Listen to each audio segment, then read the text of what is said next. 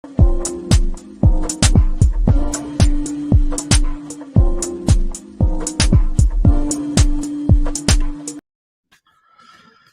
up, people? Sunday night live episode, Real Ball Talk. We're back again.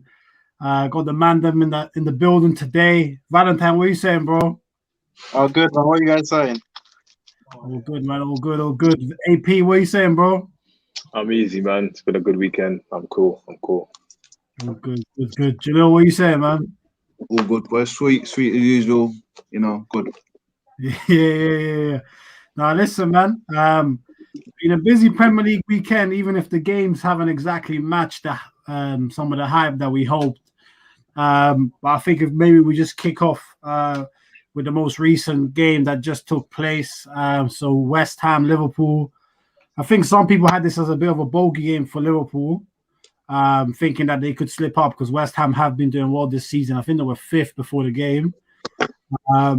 But Liverpool coming off their victory against Spurs did the job again, winning 3-1 quite convincingly, to be honest. First half was dead. And then to be fair, the second half was dead as well until Salah just scored out of nowhere. And then the second goal was brilliant. And then they kind of killed the game off afterwards. So, Valentine, let me come to you, man. Do you feel like Liverpool are now, after their bad run of form, back in a place where you can say they're going to challenge again? I mean, with the thing with Liverpool, yeah, I feel like I know, like everyone is saying they need to like sound like a defender, but when you look at the goals they've conceded, there's not like any defensive mistakes. I think what's been letting them down is actually their front three not clicking how they used to click. I mean, they hadn't scored any goals in 2021 till a few days ago, but now it looks like the front three are clicking again. So now that they're clicking again, I can actually see them like winning games again like they used to. Yeah. And I think their next game is against Man City. So automatically, if they win that, everyone is saying, "Oh, Liverpool are back again. They might win the league." So I like this season, although the quality hasn't been as good as last season. I think because of the competition, it's quite exciting. Like anyone puts in a good run, they can win the league. But obviously, I would say Liverpool can still win the league. It's probably going to be Man City or Liverpool, those two. Yeah. I would say Liverpool are back in. Like as long as the front three start clicking again and start scoring, they're back in. Yeah. Yeah, I think you make a good point about the defense. Though I think obviously they need a defender, but I think if anything they need a defender more so their midfielders can go back to midfield because they're not really conceding that many chances, to be honest. Yeah, and I don't know if it's because of the type of team that they've played against, but I don't know. AP, let me come to you, man. Like. Similar question as to what I posed to Valentine. Do you feel like Liverpool are back, or did they ever really leave? To be honest, I'm glad you said that second part. Cause I don't think they ever left the title race. They were always in it. Right now, it's too tight to say anyone has really fallen out of it because the gap between first and let's say 5th, last I saw was like 4 or 5 points or something like that. So it's not a big gap at all for anyone to really have fallen out. And the fact that Liverpool, they've been off form for couple weeks now, and they're still only 3 points off the top now from Man City. Just goes to show that there's still a long way to go in this thing. So I don't think they really left. But I think these 2 wins on the bounce now is definitely gonna kickstart their season and revive it because they did have a bit of a blip. I mean, most teams always have a blip. You can't go through a 38-game season without having a blip. So it looks like they're starting to come through the other side of that now. Again, it's only 2 wins. Let them, if they beat Man City, then they're definitely out of that blip now. But I would say, I think they can definitely push on from here. They do need to. You're right when you said they don't really concede that many chances. You're right because Alisson doesn't really get worked that much. He doesn't have to make many saves. I think their defensive situation has been overplayed. Really, it's only because of the names you're seeing at CB, but they're not really like leaking goals or conceding chances. I guess that's down to the team structure and how it's set up. So I would say they've got a next man up mentality. I would say, so if someone's out, put someone in. The job's done because The coach has clearly put in a structure, and they're not really relying on individuals too much. With that being said, Salah seems to be clapping the goals for them, so could say they're relying on his goals. But he did have a streak where he didn't score at the same time, and they still kept going. So yeah, I think Liverpool will be all right, man. They've got a solid team structure in play there, so they'll be all right. Yeah. No, I agree. I think I think Klopp really did build a structure, and I think it shows again that Liverpool, for me, are more about Klopp than the individuals. Klopp builds the structure, and then it's not relying on it's less reliant on other teams, on individuals. And that's why, like you said, that's why Salah and stuff can go without scoring and they can still pull through. That wouldn't happen at other teams. That's how you can get Henderson or Fabinho going centre back, but they keep it moving. And then again, all of a sudden coming back into midfield, but they keep it moving. You know what I'm saying? That's an Origi and Shaqiri and them man come in and they contribute. That's, you know what I'm saying?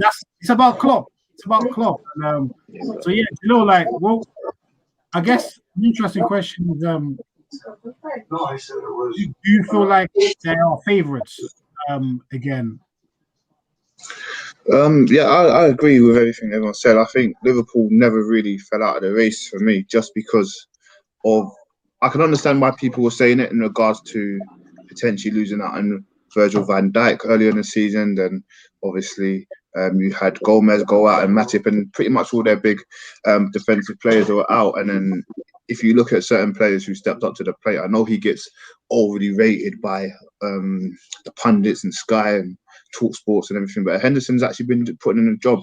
You know, I think Klopp sets up so the defense don't have to do that much of a job, because if you looked at Liverpool in the last 2 years, for example, Virgil van Dijk didn't make that many tackles, but the defensive midfielders made all the tackles. But they set up so right. The way Klopp set them up is quite perfect, to be fair.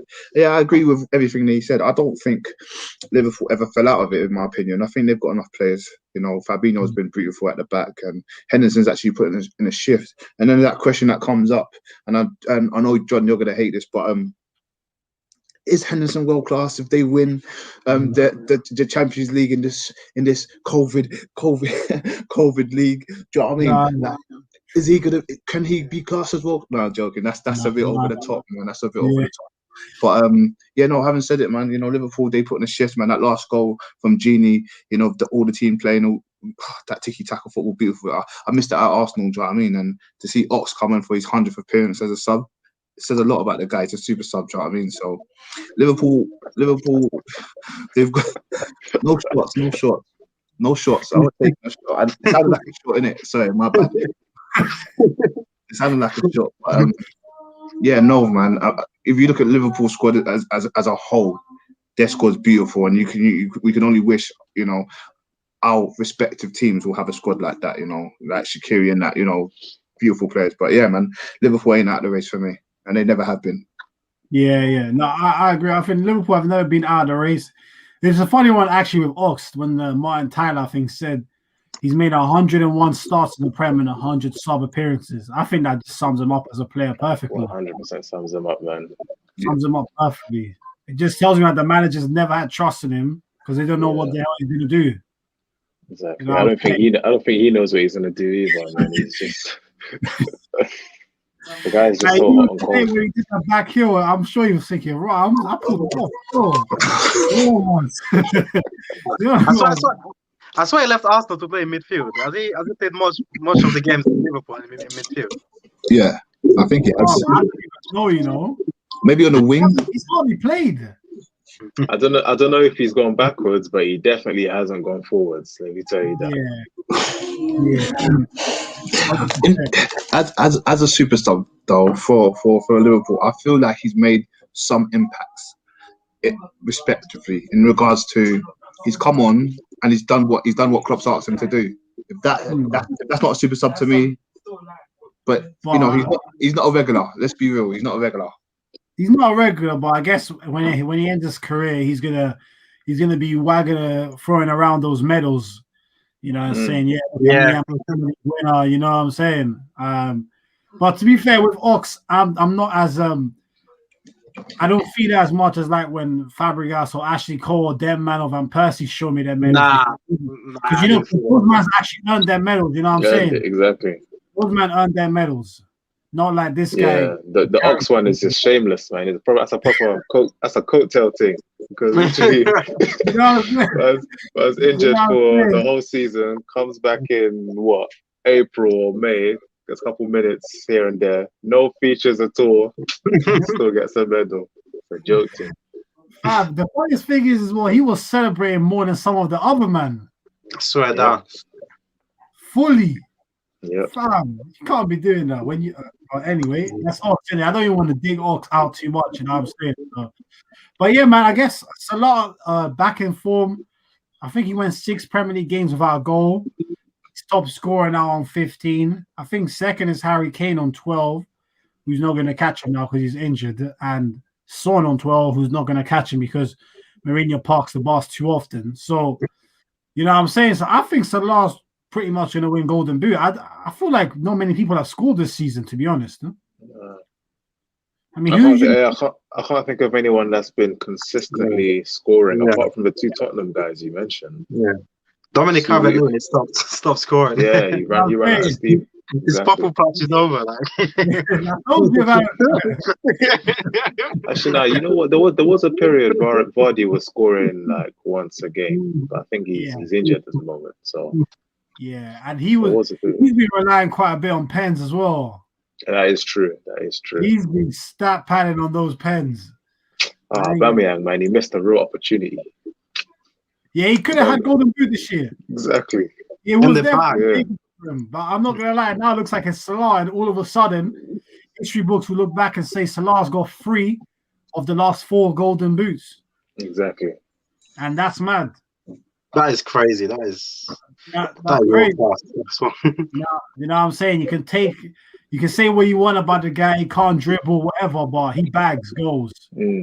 That's why yesterday when we had our show, and I know we asked a lot of the people in the comments to say who's their top 5 in the Prem, and Salah came up quite a lot, and I wasn't really that confused, and a lot of people were like, what? Salah, but I wasn't really that confused just because of performances like today and the last few games. Even when they lost to United, like I said before, he scored 2 of the goals, and if he's not scoring, they're not scoring, and they're not winning. So Salah is a big part to Liverpool in the last couple of years. Let's be real, to be fair. Yeah. And he's won Golden Boot.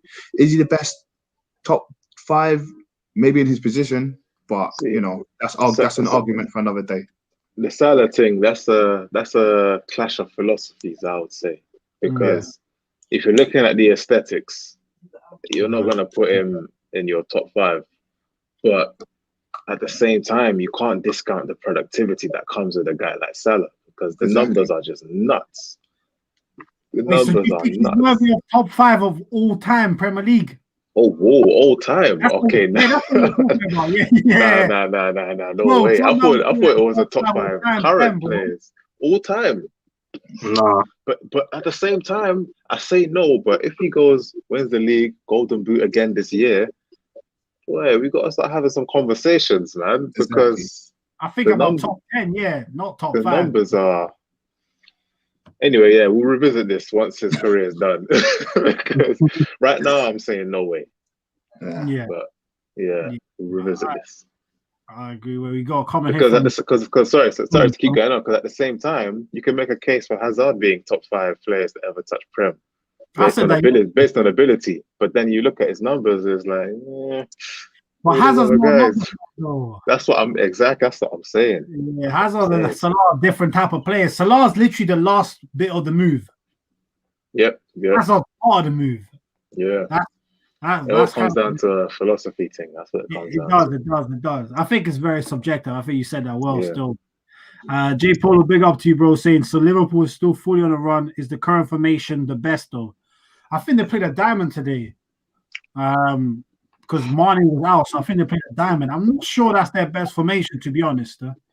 I think it suited them because they played against West Ham, and David Moyes is not the most attacking manager in the world, so he can see the possession, and they didn't really get exploited at that. Plus, West Ham are massively overachieving in 5th place. 100%. You know, David Moyes is doing a madness this season.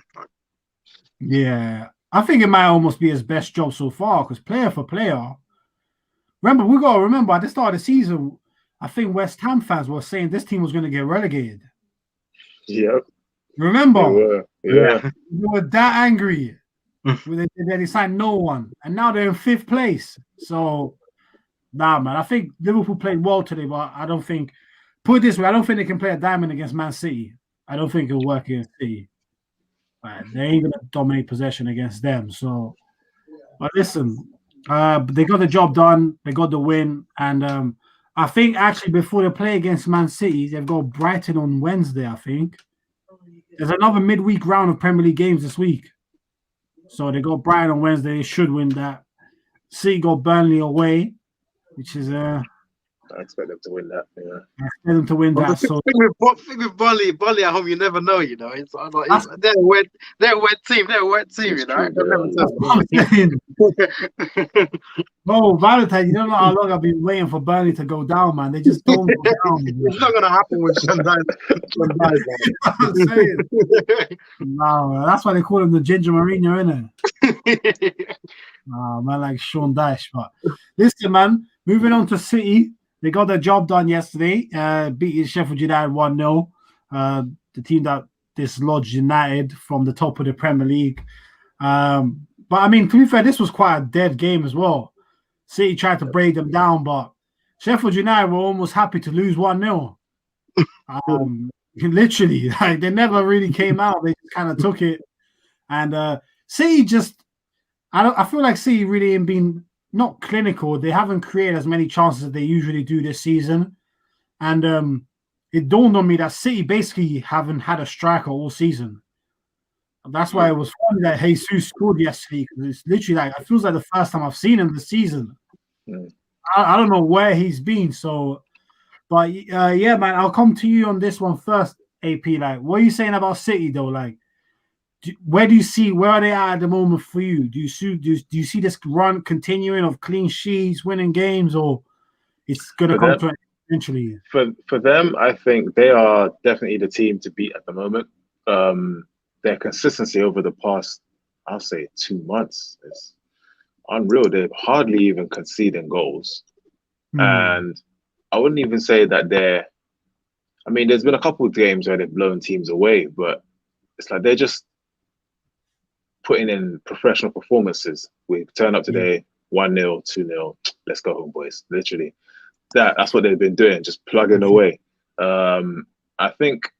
I don't know if it's by design or if it's just happened that way, but looks like they've kind of figured out the season and how to go about this season correctly, because they're not really, like early years, Pep at City, they were just like hounding everyone on the ball, bare energy, intense pressing. It's like they've been a bit more relaxed, conserving energy. I don't know if that's by design because of the fixture pileup, or it's just a new method that Pep has been doing, or what, but it seems to be working because everybody, they don't look leggy. Like we're not talking about it now, but using the game yesterday as an example, Arsenal United, almost everyone on that pitch looked leggy. Like they weren't really at the races, but City, they look fine. They look fine.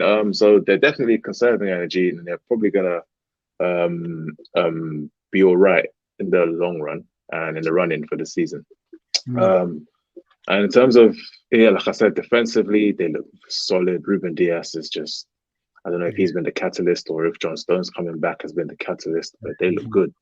They look good. I don't see where the goals conceded are going to come from. Going forward, looks like Foden's getting more minutes. He's playing well. Who else is there? I don't even think Sterling played yesterday, but even him as well, he's been doing well. He's been doing well recently. I can't really find any faults in Man City at the moment. They look good. I wouldn't call them runaway just yet, only because they started slow and they've only just recently hit top spot.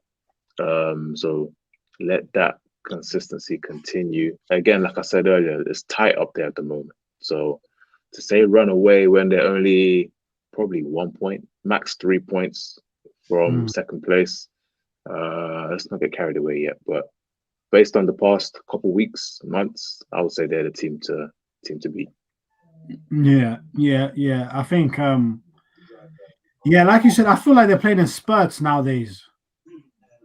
Like they'll press for like 10 minutes and they'll say, "Nah, it hasn't worked. Let's sit back now." Yes, honestly, that's what they've been doing. They haven't been wasting any energy at all in games. They haven't been wasting energy, and like you said, I think it's a mix of both fixture pile up, but I think Pep's realized this team is not as capable of consistently pressing as before.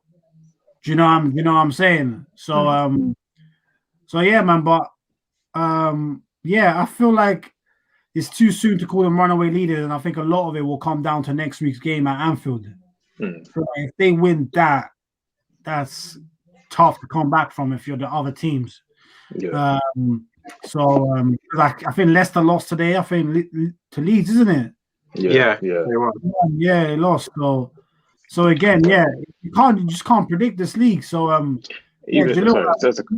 even just to cut you, sorry, but even the Leicester losing today, it looks like the Brendan Rodgers choke job is kicked in early this year. Because I saw a few people say that still. It happens every year, but we'll see. Hey, he's moving like Wenger, but hey, listen, let me not cast Wenger still. But yeah, Jalil, man, what are you saying about City though? I mean, I think we all forget a player that's been doing well, and that's Gundogan. Not a lot of people talk about him. He's kind of under the shadow because when you're on a beautiful team like that, you're not really going to speak about him. But I always watch him for some reason, and he gets his goals and that, and he plays a part in that. Do you know what I mean? And he's currently, I'm going to say it might be out there, but currently top 5 midfielders in the Prem. I can put him top 3. I don't know, other than ability-wise, Pogba, Kevin De Bruyne, who's really playing for them. Grealish, if you put him in midfield, but who's really popping like Gundogan? But no, as a whole, man, I got to agree with everything you guys said, man. I mean, City's they're a problem for everyone, man. If they're gonna keep getting these 1-0, 2-0s and keeping clean sheets, then you might as well just give them the league now. Do you know what I mean? Foden's my guy. I like Foden. I like the way he plays. You know, I keep saying this every time that Pep said he was holding him. People were saying put him on loan, and we can see every, game by game why Pep kept him. Do you know what I mean? So, yeah, man, I don't think I do think there's one thing missing, and it's actually a striker. I think Aguero needs to come back, but I think even with Aguero, I think Aguero might be out this season. I don't think he might play a few games, but I don't think he'll be there for next season. Even if they win the Prem, it will be without him. I don't really see they're missing him too much. I'm not saying Jesus is the answer because I think they can do better than Jesus, but he's a good backup if that makes sense. But all in all, Stone's coming in, and you got Etihad, and you got Laporte, you got look all the defenders they've got as well. Every team will take one of their defenders. Right back positions they've got two very, very good players, and left back position they've got very well. Mendy's alright. Do you know what I mean? I don't want to give him a big head, but he could be better. Do you know what I mean? But I mean, even with him, you wouldn't be that mad if he played for your team, right? So, all in all, man, I'm gonna stick to my gun and say City's gonna take this. But yeah, I enjoy their performances, 1-0, 2-0, just the way they pop guys and keep about 80% of them possession during the whole game. I really like watching City, man. I love it, man. Yeah. No, they definitely play good football, and I think the Gundogan one's a good shot. He's played very, very well this season, and he's always been a classy midfielder, keeps the ball well, but I think this season he's shown us what he can do going forward, which I think was one of his traits actually at Dortmund that he was bigged up for. But yeah, he hasn't really been doing it as much as City. And the thing you mentioned about the centre backs, City are one of the only teams that can sign a centre back for 40 million. I'm not even sure he's played a game, and that's Ake. I ain't even seen him since he signed from. Is that City? I think he's injured. Yeah. I'm not sure. I think he's injured. Is he injured? He did start the season. I do remember, but that's the reason why John Stones came back. So it's either he got dropped or injured. But yeah. Yeah, but you see, they see him before you know what I'm saying? I completely forgot he was there. That's what I'm saying. He's been completely forgotten. So yeah, man. Valentine. Anything else that you want to add on City, man? I mean, the key thing with City is like the rotation. Like Guardiola's got such a big squad that he can rotate. And with the games coming quick and fast, like my man is bringing in Laporte, my man is bringing in Kai Walker. I mean, these will be starters at clubs like Arsenal. Like some of them will be captain. Like, well, yeah, those are the kind of players he's got. Like, and obviously they've gone like 19 games unbeaten in all competition, and I think they've really considered 2 goals in the last 12 games. And what I think is even more important is like, they're not like a one-man team like Man United, you could say with United. Like KDB is injured and they haven't even felt it. Like they're just like still beating teams. So like they are clear favourites, I would say. I think they're the team to beat, and I think they're gonna win the league as well. Yeah. I think at the moment, if you had to put a team, I think you have to put City. Liverpool, I don't think you can count them out. I think it's between them two. I think them two will finish first or second, and then United will probably finish third. Which United, I don't think United should be upset about finishing third. No, they shouldn't be. Yeah, they should never have been first in the first place. That's exceeding all expectations if they finish third. You know what I'm saying? I think some United fans are upset like now that they're not. I feel like they thought they were actually in with a shot of winning the league. But I think if we're all being honest, and maybe we some of us couldn't say it because, you know, you never know when things might come back against you, but none of us really believed United were going to win the league or even be there with 5 games to go. You know what I'm saying? So I think for them, just focus on getting the top 4. You know what I'm saying? That's the thing for United for me. But listen, I feel United fans feel like because they got knocked out from the Champions League in the group stages, they feel like Ole should at least challenge for the league as well to compensate. So that's probably why they got like this high expectation as well. Well, bro, Ole's hit his ceiling though. This is like Ole can't do any more. I think. Do you know what it is? I think I don't want to gun down United right now, but I think Ole was on top. You know when they were top for 2, I think there was a book going about, you know, United winning the league in January and everyone laughing at them. Oh yeah, I think when Ole was in first place, I think he got a nosebleed, and I don't think he could hack it up there. So he had to just think. Or you got a nosebleed and you started getting a headache being on top spot. Just didn't have to handle it, not yet anyway. So he knew what he had to do and just not perform. I think you said it. I think you called him a PE teacher, and I couldn't agree. Work experience. Okay, work experience, Bob. He's on. You know when you're in year 10 and you go for that work experience, that's the kind of work experience he's been doing. Just there for the time, you know, just there to get it signed off, just to say you attended. You don't know what he's doing, Bob. But I think his time's up in the summer. I think United fans will get a bit angry, and I hear, I don't know, it's a bit confusing, but I hear a lot of United fans saying, "Let's keep him." And when I first come on the show, and I should say to you guys, just keep Arteta. We don't know what he's gonna do.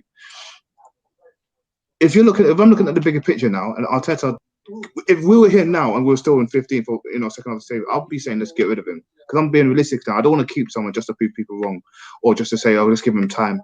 Come on, like football's all about results. If you're not getting them, it's time for you to leave. And Ole's not gonna. I don't even think they're gonna get top 4 now. I'm gonna say that. Yeah, before I said they were, but now I've just changed my mind. They ain't got enough, man. They ain't got enough.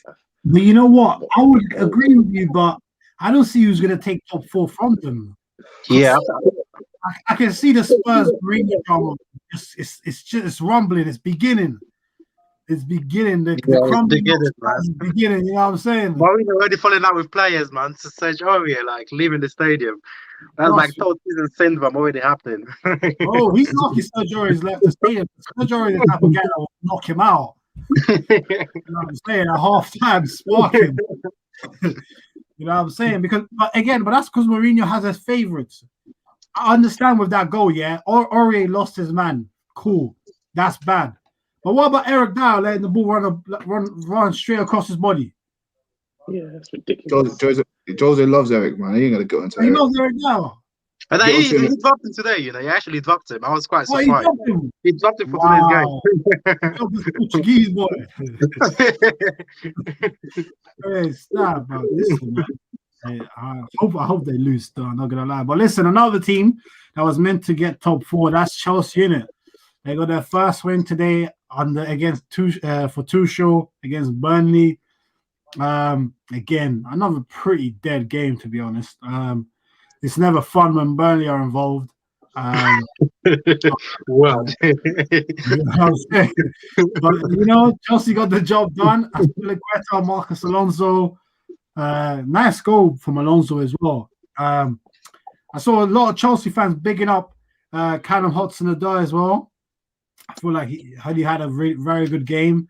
I think playing right wing back. They're playing 3 at the back now, which is interesting.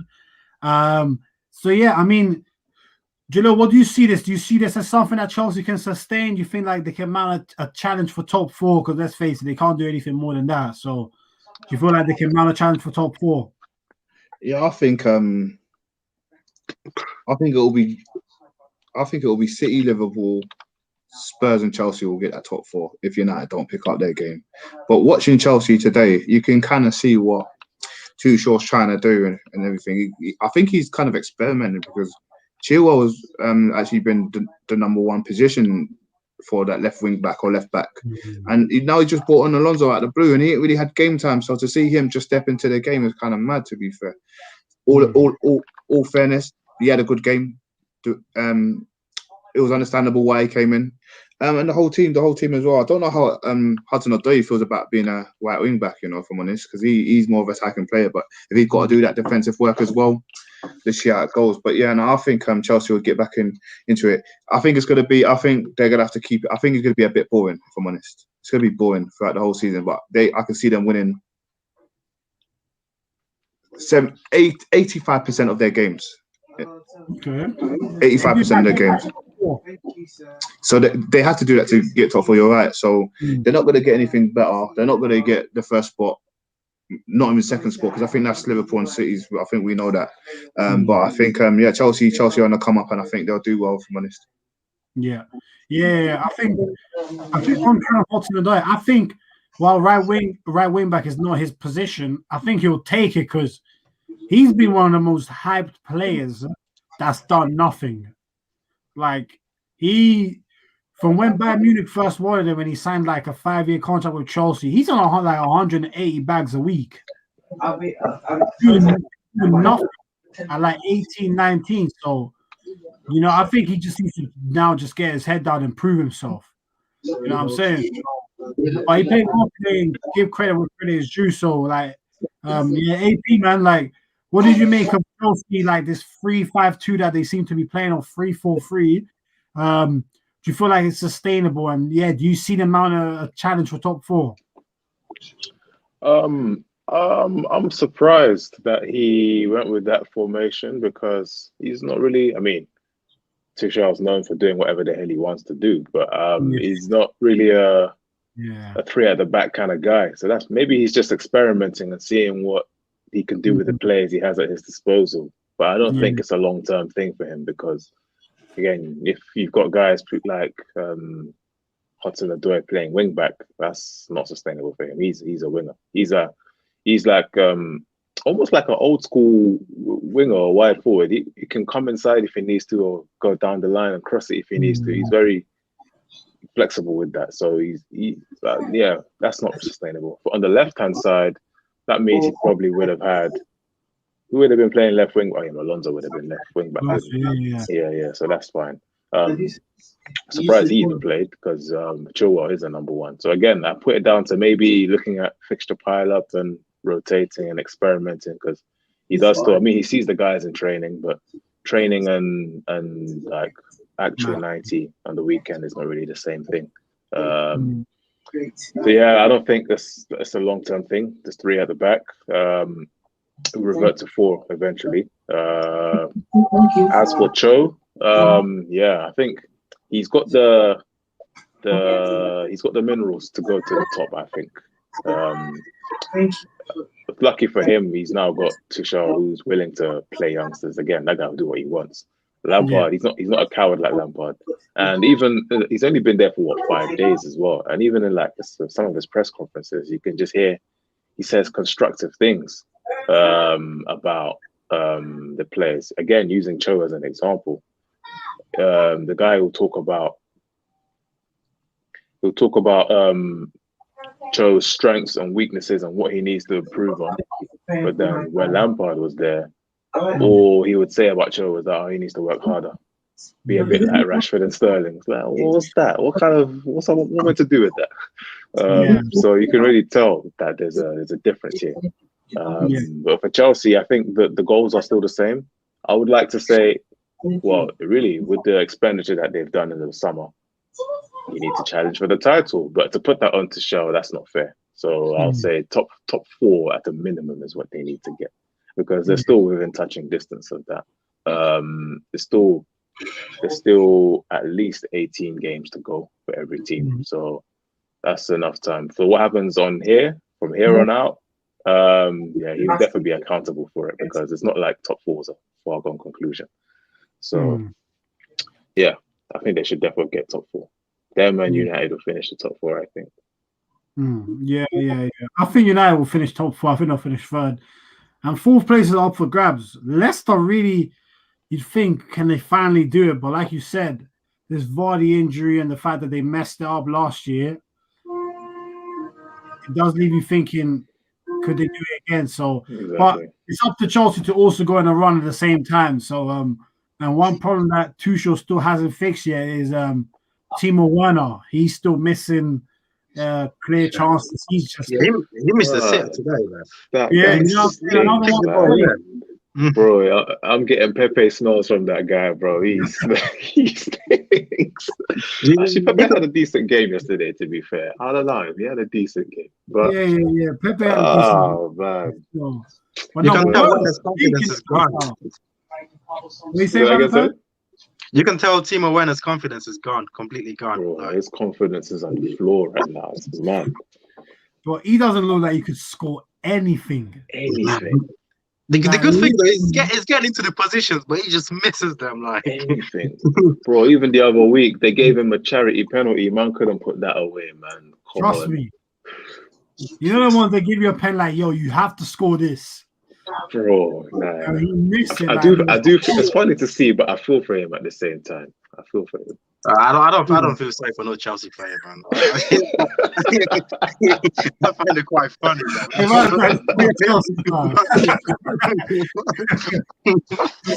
Hey, but yeah. So by the time, so how do you feel like he does solve the problem of Werner? Like, because eventually you have to just drop him. Yeah, I'm thinking the best thing might just be to drop him and just ease him back in, like just bring him in from the bench, so he does his thing. Because like, how many starts are you gonna give the guy, man? Trust me. And because the thing is, it's not like he contributes like in terms of like getting assists or to build up play. He doesn't do any of that. No, he doesn't do that. No. So if he's not scoring, he's literally non-existent. Yeah. So, I do find it interesting that this season it seems like Werner's struggling, Martial struggling, Alba was struggling, Lacante recently was struggling. There's quite a lot of men in the league. Mane even hasn't been up to quite a lot of men this year have been struggling to get goals still. Quite interesting, but I don't know. Maybe do you think it's got anything to do with like the crowds not being in the stadium? Some players actually do better with the crowd in the stadium. It might be, It might be. That's a good point. The psychological effect of hearing like 50, 60,000 people chanting your name, maybe it has an impact. It does. That's where you find that extra 10% that just comes from the fans. And you're right. It's possible. It's possible. No, definitely. And I think also likewise for a defender, maybe defenders can focus more on just defending. True.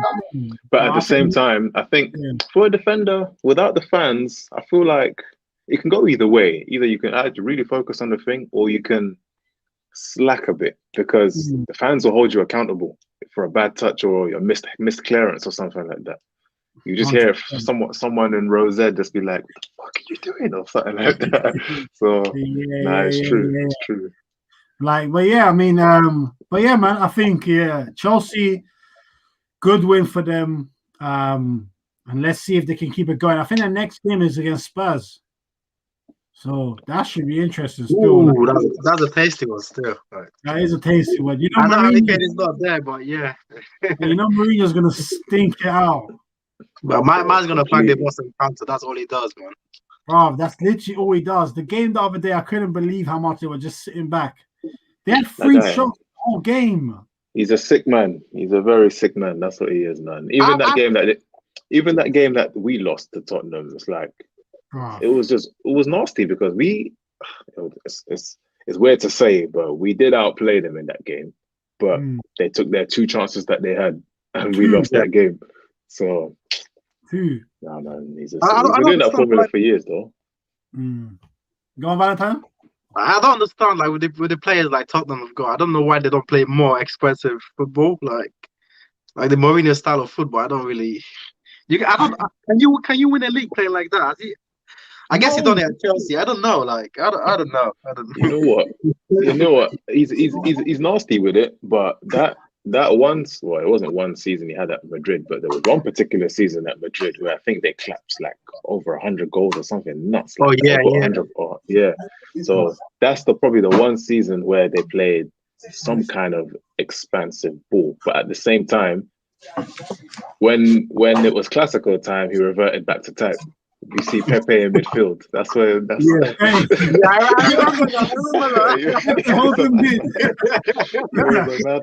That was how to do a job on Messi, fam. Exactly. That was his one. Hey, listen, he'll tell everyone else this is your job, and then look at Pepe and be like, "Yeah, Messi touched the ball." That was his one job. I remember, like, break his hand by stamping on it. Do your bit. Do I feel like with Mourinho, the Madrid season, I think it's like a bit of an anomaly because he had like Ozil, Ronaldo, Benzema, Di Maria. Exactly. You know what I'm saying? How do you not score with them? You got Automon. But then again, Barcelona had that team though. Barcelona had that dream team, so and they still won the league. Yeah, they did. I mean, you look at it, I think one of the biggest park the bus jobs that Mourinho's ever done is the one Inter Barca. Yeah, that was 18% possession, right? He had no shame. He already sprinted on the pitch like he did. Yeah. Like he had his on. Yeah. That was horrid. Back in football. That's probably the number 1 all-time smash and grabs I've ever seen.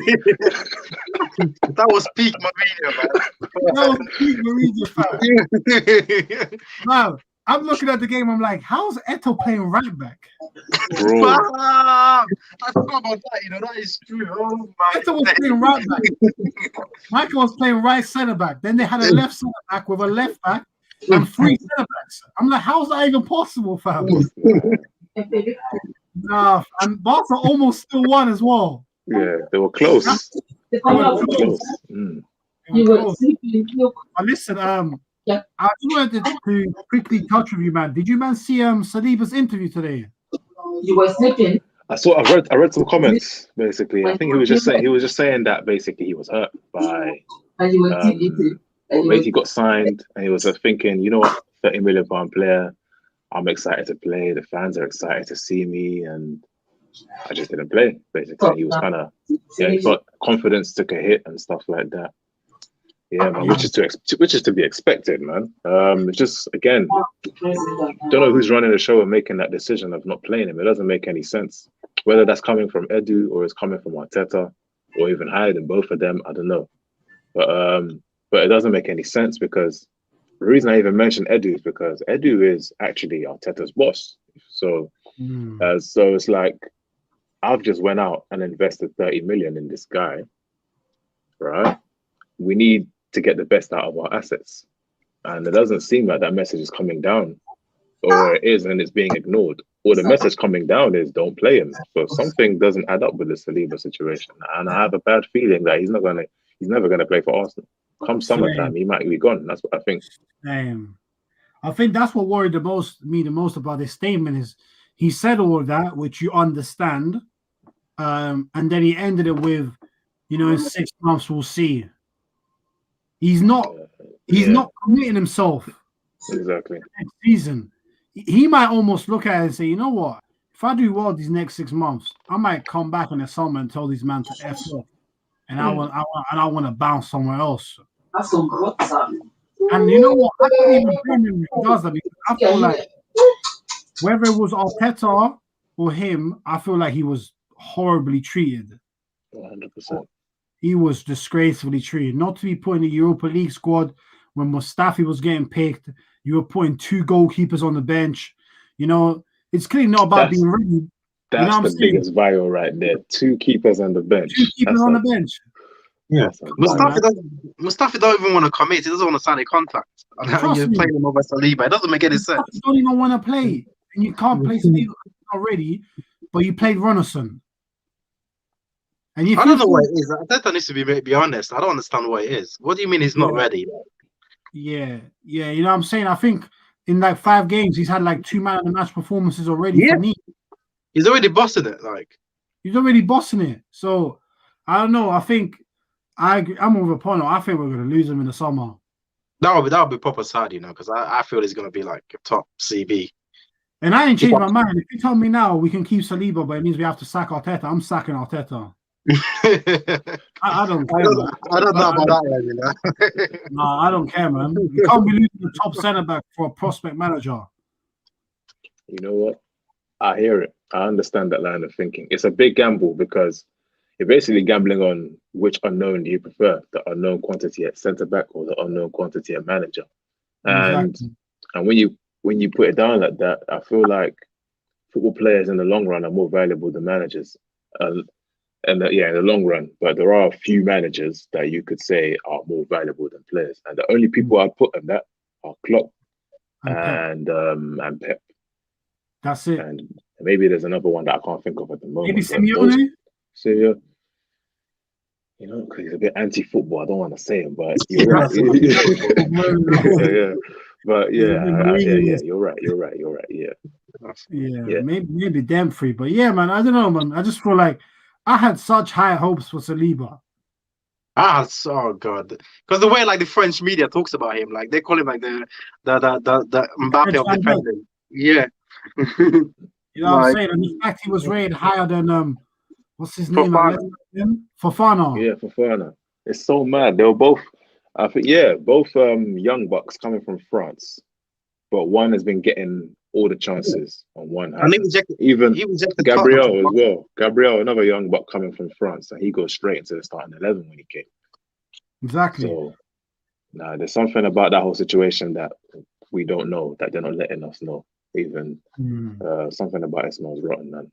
Yeah. What do you think? I mean, we've got to think about it like this. I don't think it's because he's young or he doesn't. We don't know if he'll fit in because Gabriel came from exactly the same league. If anything, Gabriel's probably more inexperienced than Saliba because Saliba got more game time than Gabriel in the league last year. Oh, yeah, last season.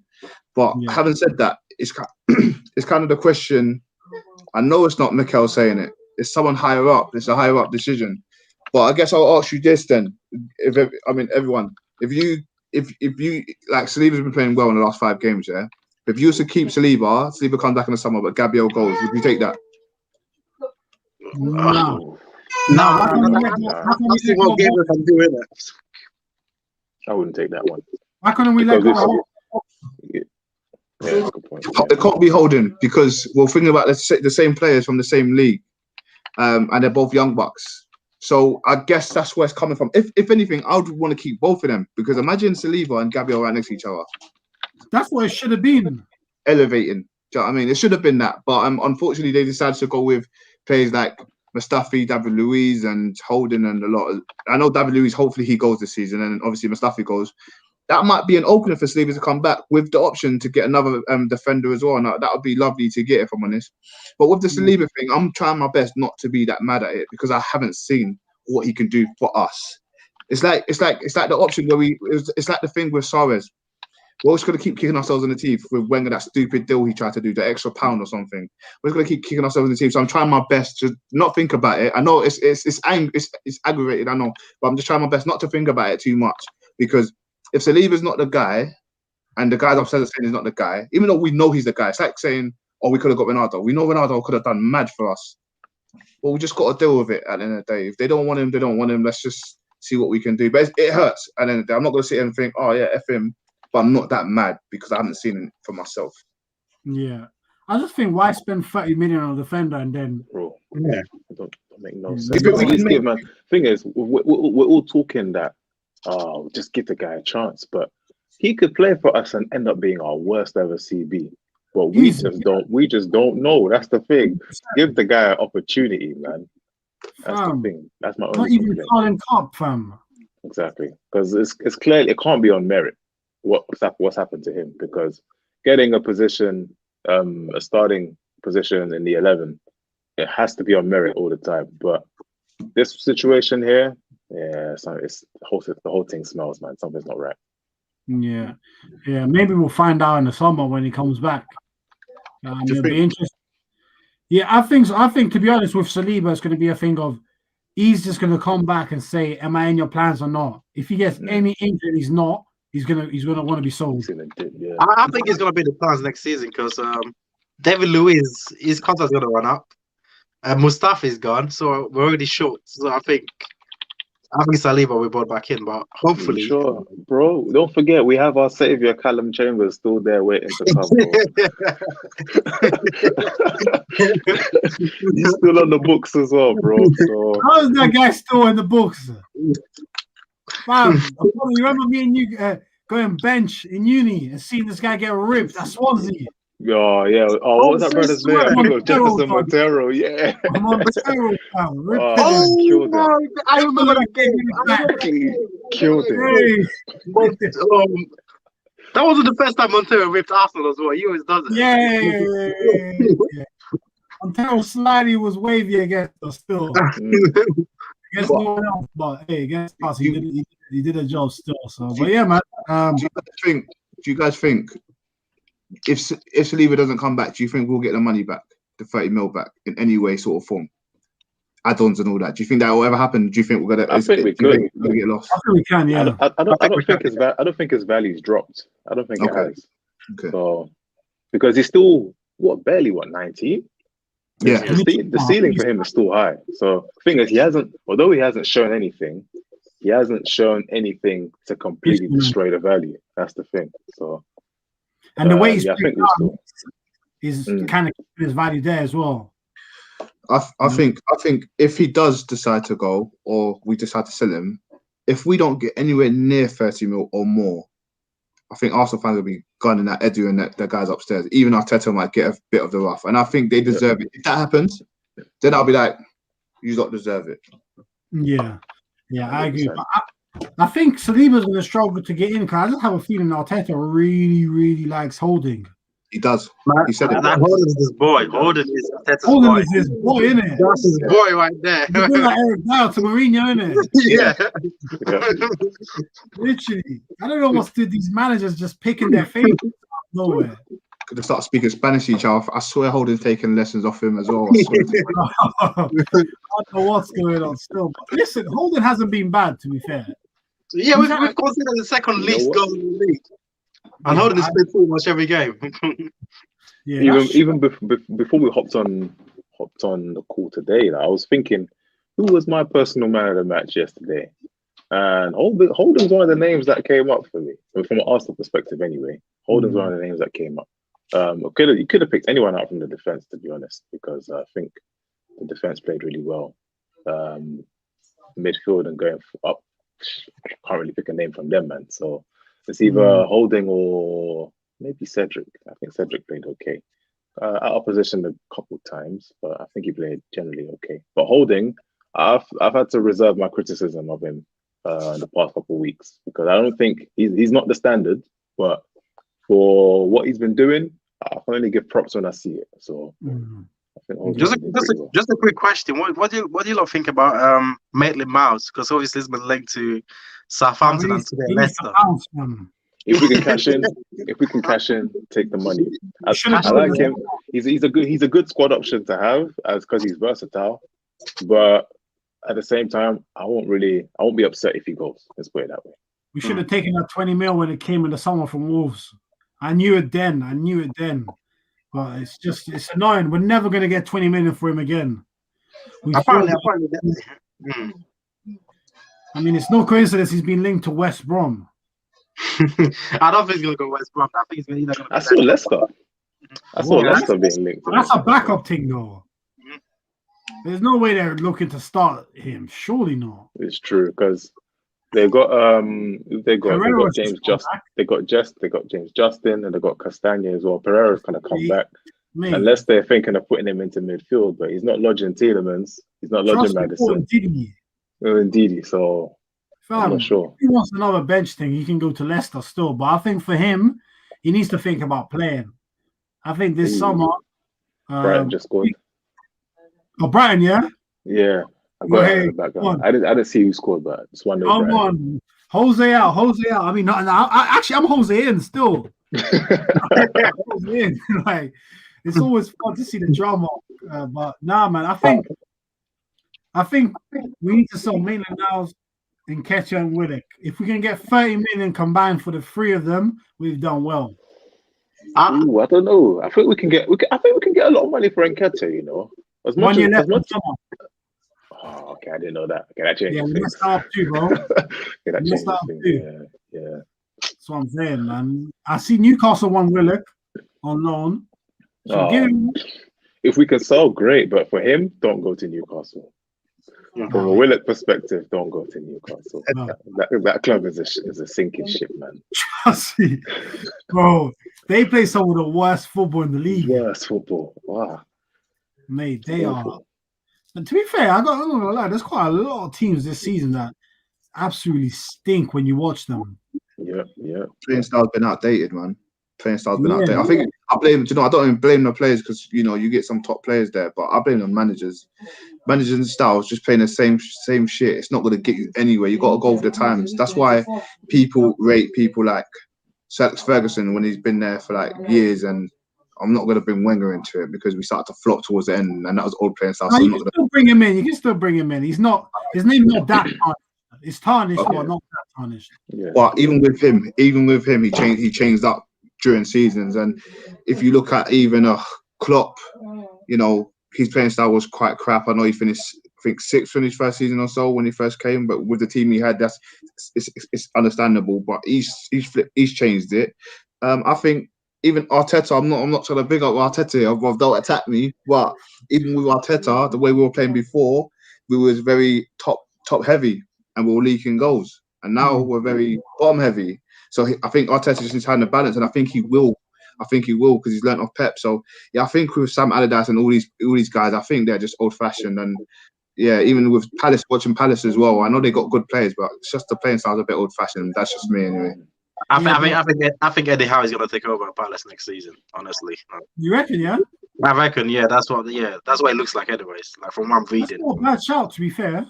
That's a good move for him. Still, that's a good move for him. It's the perfect kind of middle next step type of thing. The thing with Eddie Howe, I wouldn't trust him with transfers, man. He makes some bad decisions. I'm glad you said that. He had some stinkers. Jordan Ives, Solanke, yeah.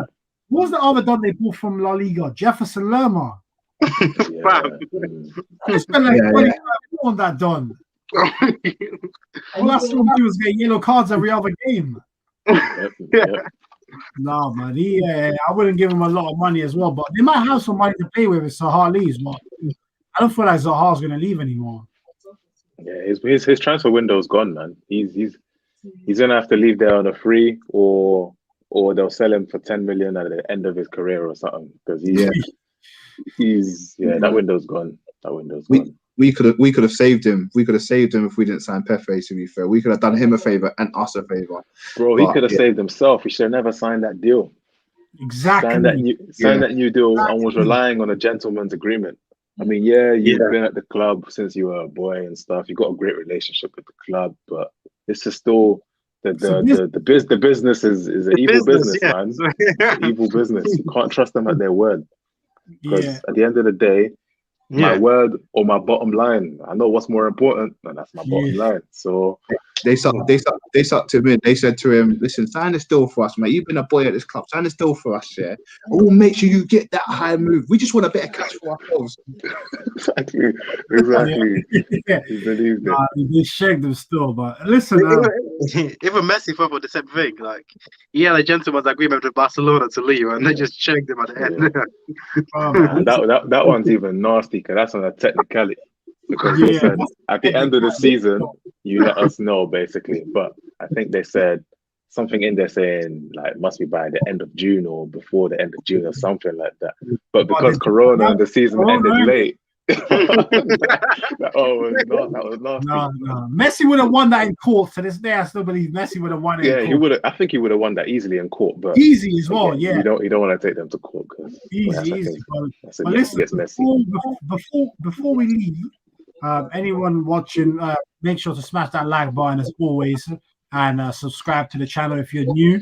But before we leave, I do want to touch on that Messi thing because I saw this thing this morning and I'm still like rattled by it. The news of this contract that's been leaked, and I just think like, for me, I just find it sad that Messi has crippled Barcelona. But let me read out to you guys his contract. This is his contract deal as reported pretty much. Apparently Messi's actually going to sue the club, the newspaper as well. So let me give you guys the deals of his contract. I don't know if you've seen it. Let me get it now. Yeah, so his contract was he signed a 4-year deal in 2017 for total 555 million euros, 138 million a year fixed, 115 million just to accept the contract, and then a 78 million euro loyalty bonus.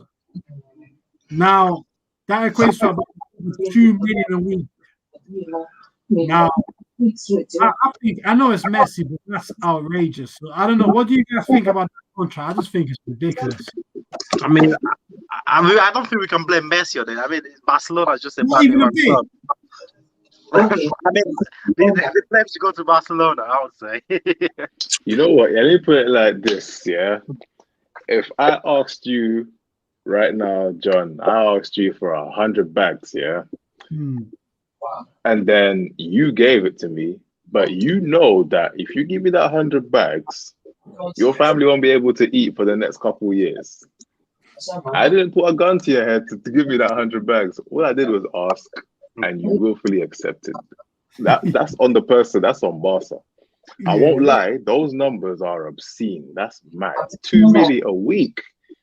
Boy, shout out Messi's agent because because his agent he ate good as well. That exactly. I want to say that money is justified because Messi's been feeding families at Barca for ages anyway. They've won a lot because of him.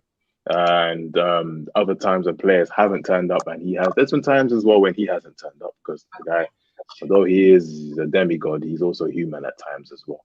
So, but if there's one player in football, if you read out those numbers and you didn't say a name, we're all gonna say, okay, Messi, because any other name, this wouldn't even be a conversation right now, right? But at the same time, the Barca hierarchy need to look in the mirror because Messi's gone into these negotiations. He said these numbers. You don't have to oblige. If you oblige, you're confirming that I'm worth this. They could have. It'll be a tough decision for them to make. Say that, okay, we're not giving you that. That means we have to sell you. So the Barca board are in a tough spot. If they don't give him this contract, Messi leaves, and then the club is in the mud. But we give him this contract. We might win a couple things while he's here, but financially at the end, we're going to be in the mud. How are the fans going to perceive us if we don't give Messi what he wants and Messi ends up leaving? So them kind of things you need to factor in as well. But yeah, man, the board got to look in the mirror because they gave him the money. He asked, but they could have said no. Yeah, but then at the same time, my argument is that Messi can't turn around and start complaining about the club not being able to spend when he's just throwing out an obscene amount of money. Maybe not him, his You know what? agents. I hear that, but at the same time, you would think, I mean, in an ideal world, you would think that the people making these financial decisions know what they're doing. Yeah, You would think that they're not going to give me money that they can't afford, because then they're just ridiculous for doing that. So he's probably accepting this money thinking, all right, they got money to give me that, and they also got money to go and do transfers and bring in Griezmann. They got money for that, clearly. They got money to go bring in Frankie de Jong, clearly. So you're basically putting your faith in the board by accepting that contract. Like with any other deal, to be honest, when you sign for a club, they're selling the project to you, and you're signing based off what they're selling you. And later down the line, he's clearly seen that they can't fulfill what they've sold to sign that contract, basically. Yeah. So. Yeah. No, that's very fair still. Like, Jalil Valentine, what do you guys think, man? I think Messi in his name itself is £1 billion. So with him signing this deal, it's not really a shock to me. Just because I saw an article about 2 years ago on Messi and how much he brings Barcelona. I remember this whole talk if he goes to City or if he goes to PSG. Well, remember, they're not all Barca fans. They're Messi fans. Any club that Messi goes to is laughing, bro. Do you know what I mean? So with him signing this and signing his name on a piece of paper to say, oh, this is going to be £100 a year, this is 200 a year. Well, his name's £1 billion, bro. Every country you go to, if you speak about football, you speak about Ronaldo and Messi.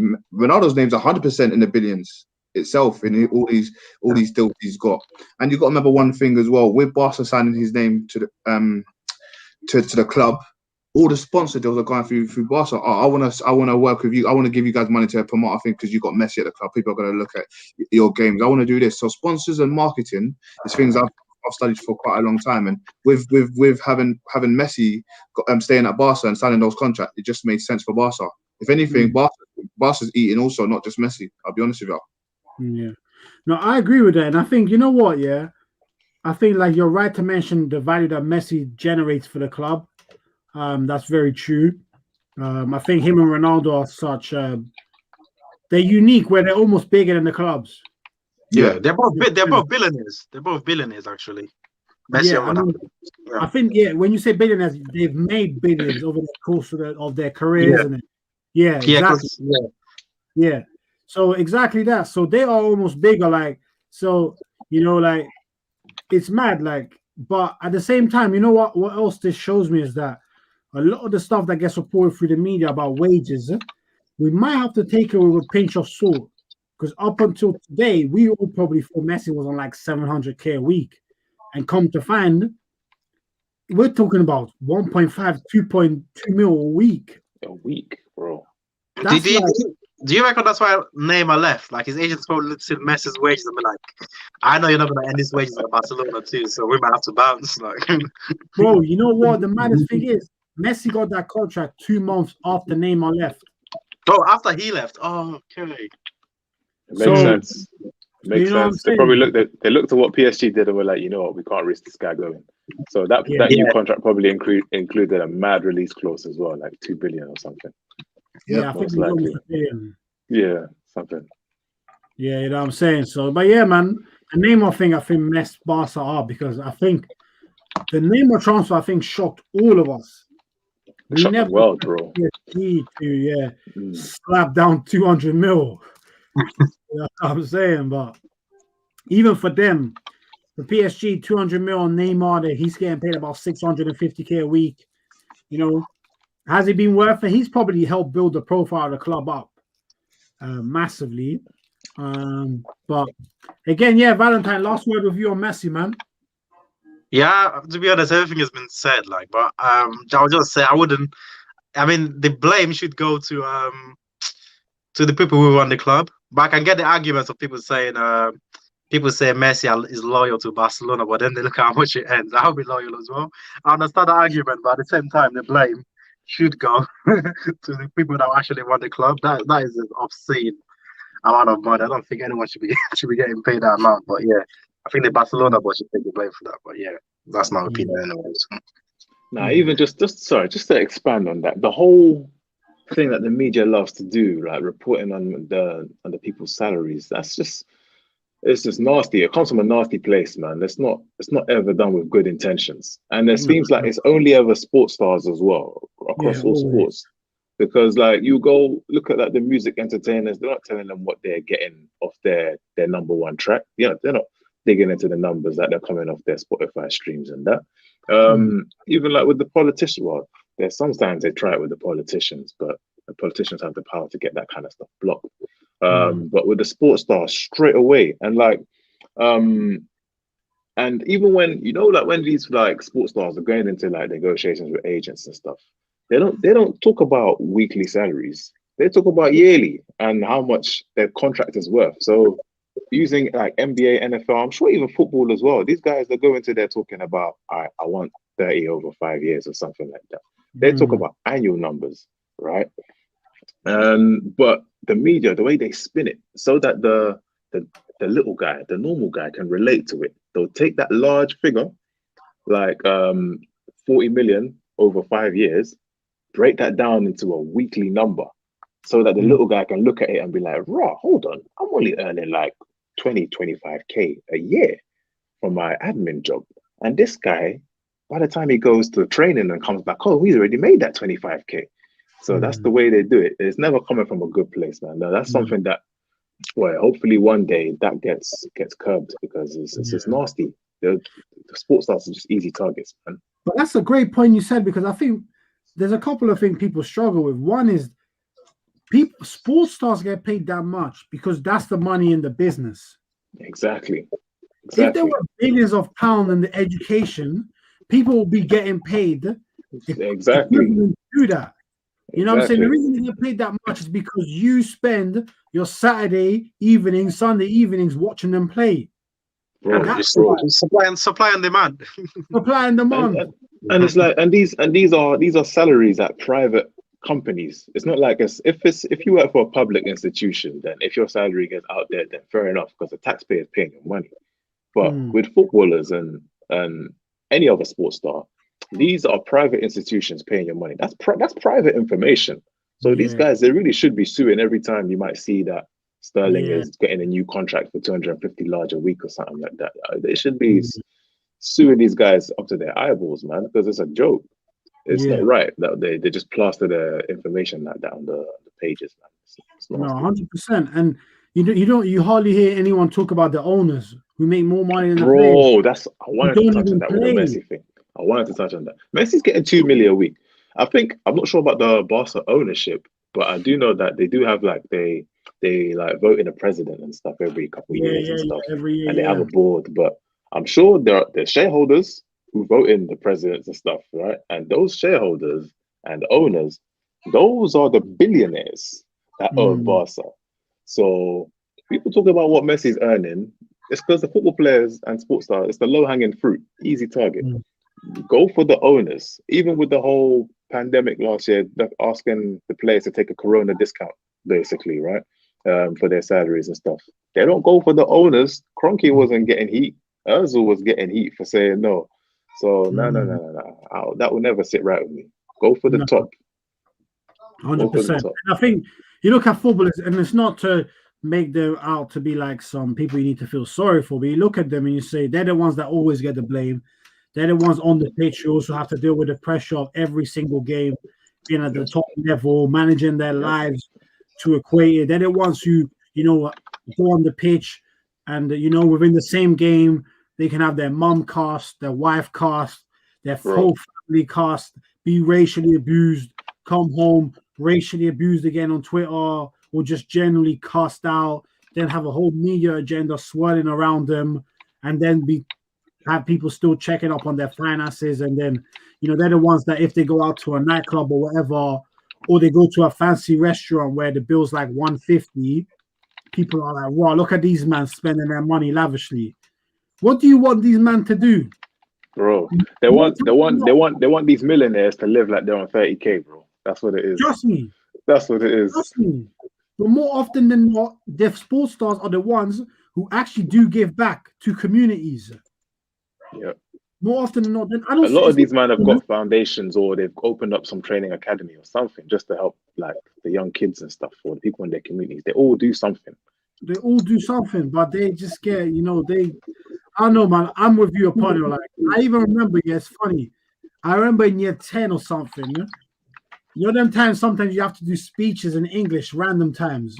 It made us do a speech, and everyone had to pick a topic. My topic was why footballers deserve to get paid what they get paid.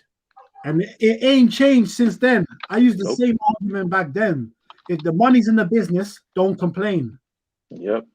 Football players, they are the value drivers of the whole business, the whole industry.